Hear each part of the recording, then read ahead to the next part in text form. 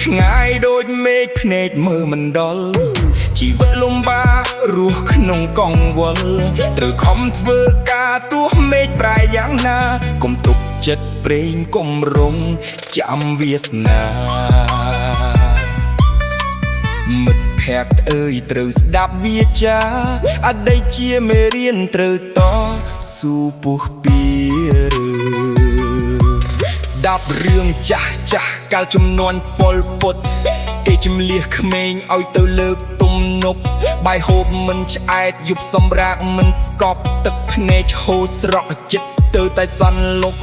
គ្មានសាលារៀនមានតែការបង្ខំធ្វើការគ្មានសិទ្ធិសេរីសូម្បីតែវិចារស់ក្នុងភ្លើងទុកស្លាប់រាល់អាត្មាជីវិតសែនខ្លោចក្នុងសម័យទារុណកាយដូចមេឃភ្នែកមើលមិនដល់ជីវិតលំបាករស់ក្នុងកង្វល់ត្រូវខំធ្វើការទោះមេឃប្រែយ៉ាងណាកុំទុកចិត្តប្រេងកុំរង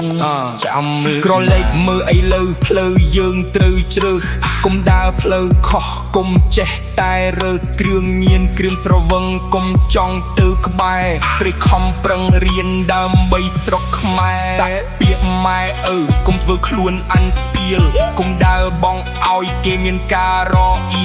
តស៊ូក្នុងចិត្តឲ្យរឹងដូចដែកថែបរស់ដោយកិត្តិសោះកុំរស់បែបអែបអោបអតីតកាលទុកជាគ្រូផ្លូវខាងមុខត្រូវតស៊ូកុំរៀថយកុំធ្ងោទើបជីវិតមានការផ្លាស់ប្ដូរឆ្ងាយដូចមេឃភ្នែកមើលមិនដល់ជីវិតលំបាករស់ក្នុងកង្វល់ឬខំធ្វើការទោះមេឃប្រែយ៉ាងណាកុំទុកចិត្តប្រេងកុំរងចាំវាសនាឆ្ងាយដូចមេឃភ្នែកមើលមិនដល់ជីវិតលំបាករស់ក្នុងកង្វល់